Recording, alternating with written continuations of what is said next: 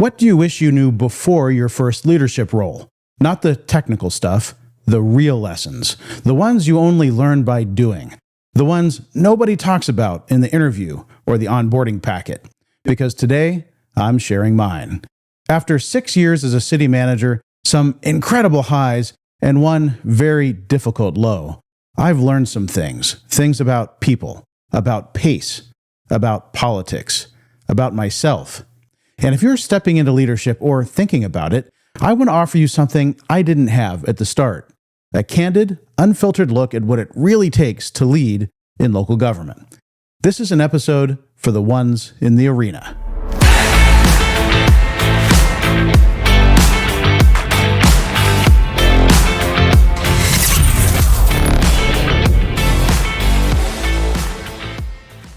Welcome to Gov360, your full circle view on local government. Today's episode is going to be a little different. This is our 6th episode, and so far we've had 4 amazing guests. The feedback on the podcast has been so positive, it has really exceeded my expectations. In fact, based on the number of downloads on podcast platforms such as Spotify and Apple Podcasts, starting with episode number 2, Gov360 listenership has been in the top 25% of all podcasts. I'm humbled and grateful for all of you who are taking the time to join me on this journey to connect with and support local government professionals. And so for this episode, I don't have a guest joining me. Instead, I'd like to share something a little more personal. Something I think many of you, especially those who are new to city management or thinking about stepping into that role, will find valuable. I titled this episode, What I Wish I Knew Before My First City Manager Role. If you're a department head aspiring to the top job, a brand new city manager trying to find your footing, or even a seasoned pro reflecting on the journey, it's my hope that what I'm about to share will help you lead with more clarity, confidence, and courage. Number 1, you bring the weather with you. Let me share with something I learned from the ICMA High Performance Leadership Academy, a course guided by some of the nation's most successful leaders, such as the late General Colin Powell. There were many takeaways from the course that I implement today, but one of my favorite is the concept that, as a leader, you bring the weather with you. Now, that might sound simple, but I found it to be profoundly true. When you show up to work each day, your energy, your tone, your body language, they set the emotional climate for everyone around you. Whether you're walking into a council meeting, a department head check-in, or a hallway conversation, your presence affects how others feel and behave. I've had days where I brought frustration or anxiety into the room, and even if I don't say much, people feel it.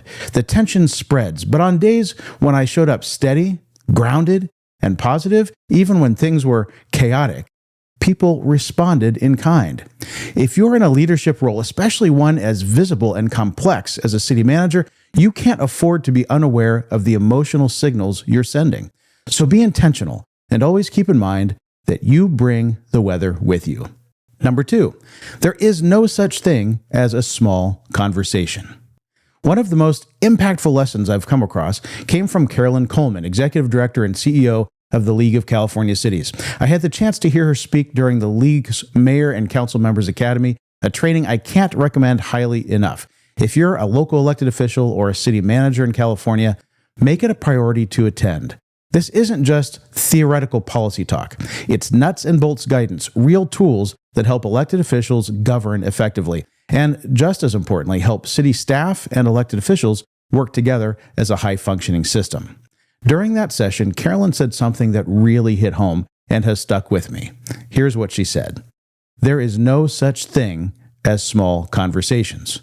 If you're a city manager, a mayor, council member, or finance director, or other department head, there is no such thing as a small conversation.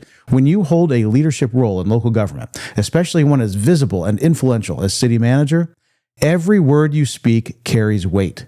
Whether you intend it or not, people will assign meaning, action, and expectation to what you say. You might casually float an idea during a staff meeting, just brainstorming, just spitballing. And a few days later, someone's already working on a proposal. Why? Because they believed they were executing your direction.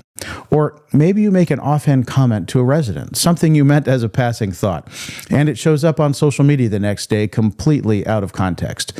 Now, this isn't paranoia. It's just reality in our roles. We're not just professionals. We're symbols of authority, policy direction, and organizational vision. When we speak, people listen. When we speculate, people take it seriously. When we joke, people sometimes don't know we're joking. So here's the takeaway. Speak with intention. And when you're not ready to be intentional, keep your thoughts to yourself. This doesn't mean you need to walk on eggshells or strip yourself of personality, but it does mean you have to understand the power of your voice.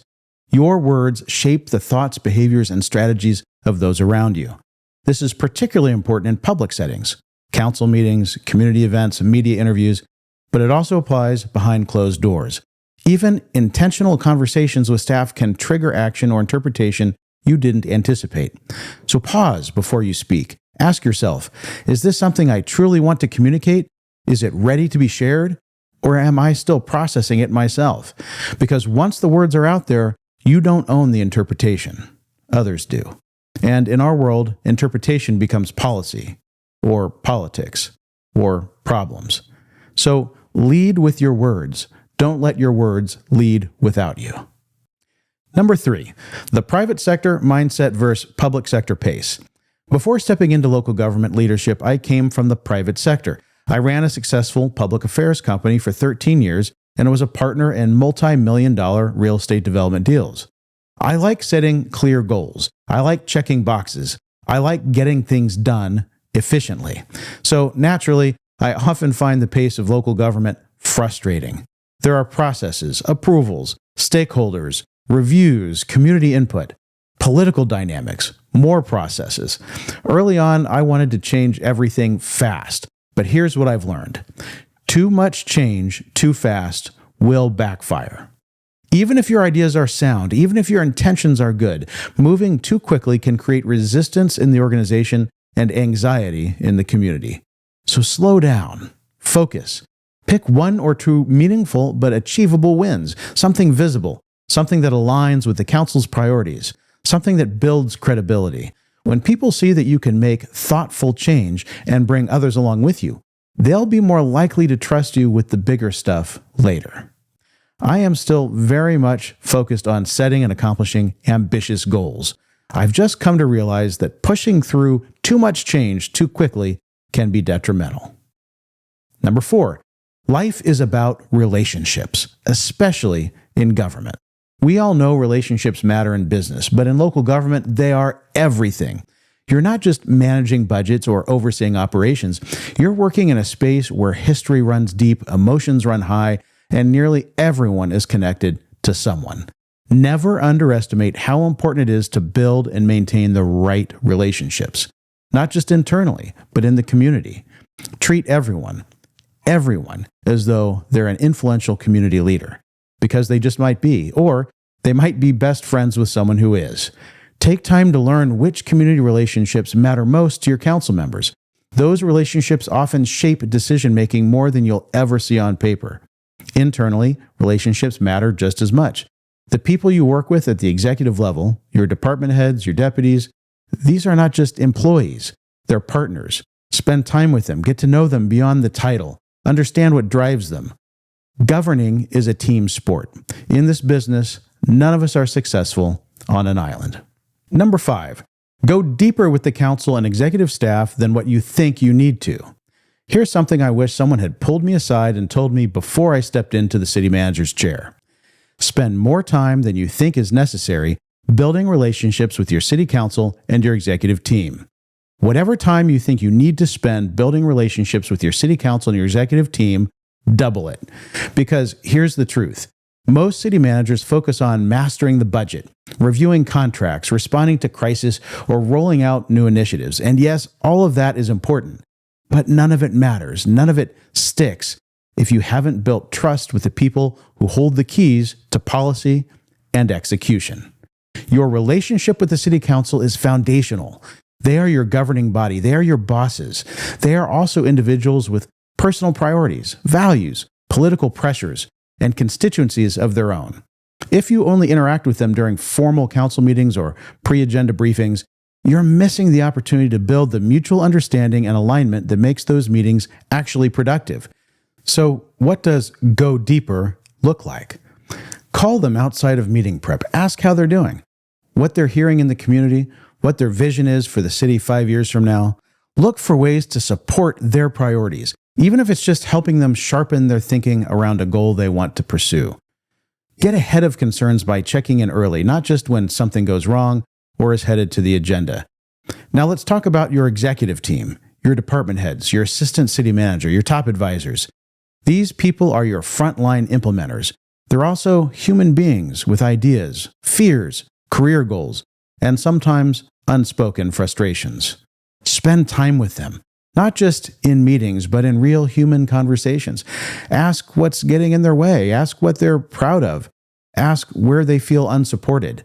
Don't assume that silence means satisfaction. Sometimes what people aren't saying is more important to pay attention to. You don't have to be best friends. You don't have to agree on every direction.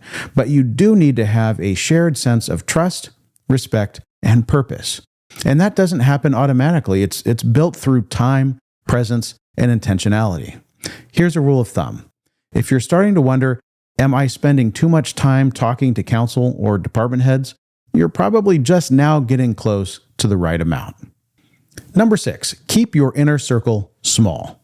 Now, let me shift gears. I realize that I just told you to intentionally build and maintain relationships with council members and executive staff.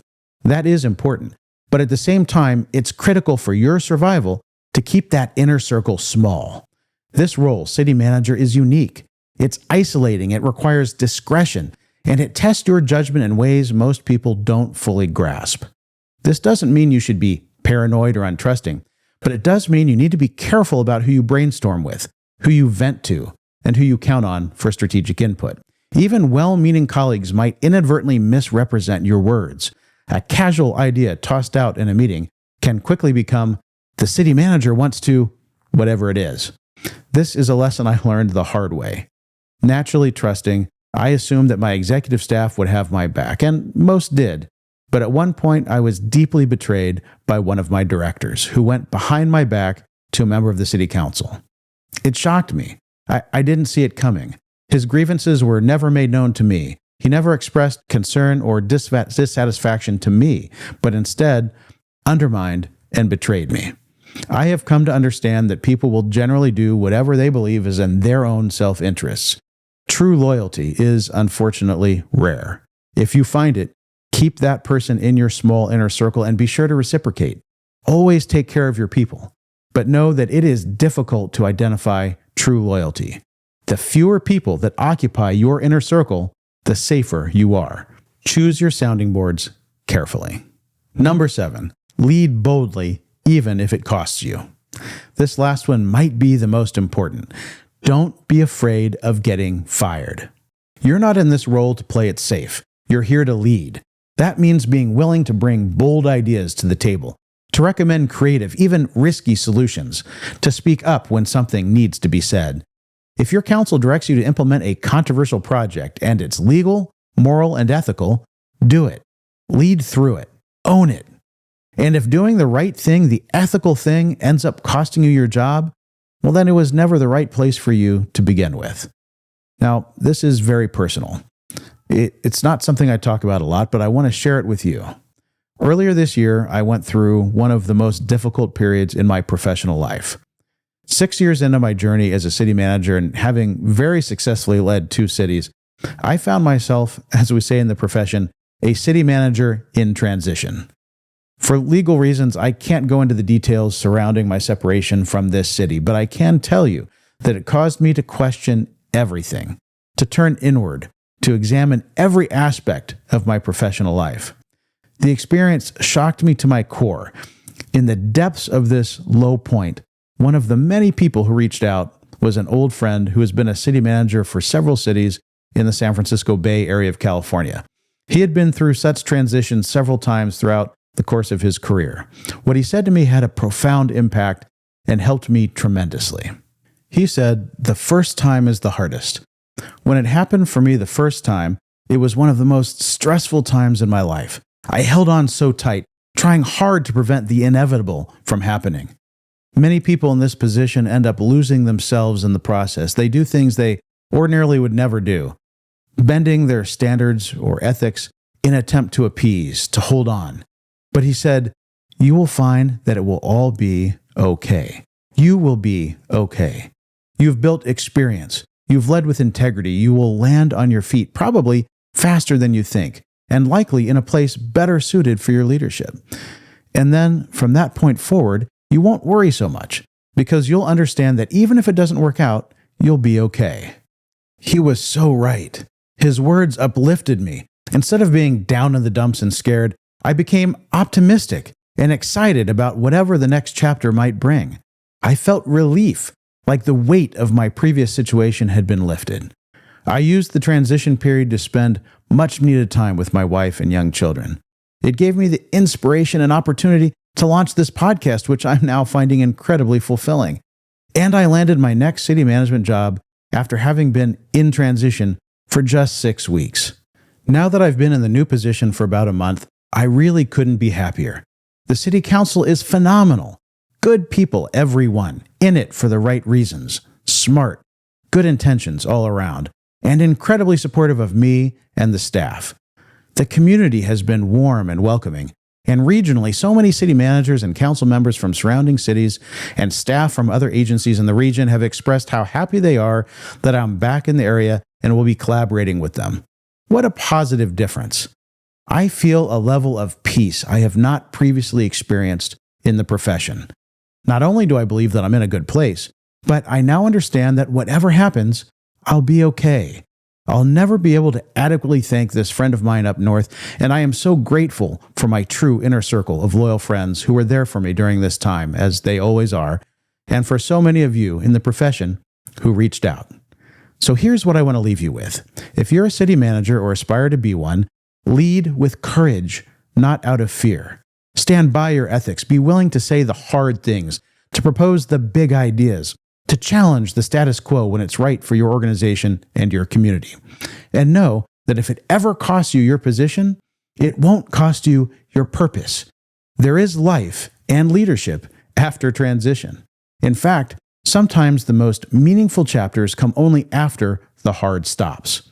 Hold your values tightly, not your title. Because when you lead with courage and clarity, you'll not only be okay, you'll be exactly where you're meant to be. That's what I mean when I say, govern boldly. So that's what I wish I knew, that leadership is emotional, that relationships are everything, that presence, pace, discretion, and courage all matter more than tactics. This episode has been a little out of my comfort zone. Talking about myself and opening up about a difficult time is not comfortable for me. But I can't ask you to be vulnerable without being vulnerable myself. Thank you for spending this time with me. If this resonated with you, I'd love to hear your thoughts. Feel free to reach out on LinkedIn or send me a message and tell me what you wish you knew before your first major role. If you found value in today's episode, please be sure to share it with a colleague. Look for the next episode of Gov360 to drop in 2 weeks when we'll be back with a guest I think you're really going to enjoy. Make sure to subscribe so you don't miss an episode. We're on all the major podcast platforms. Subscribe on YouTube for video of each episode and for show clips, and subscribe to the Gov360 newsletter on LinkedIn. It's free, and LinkedIn is where we can all connect and continue the conversation. Thank you for joining us on Gov360. Until next time, govern boldly, my friends.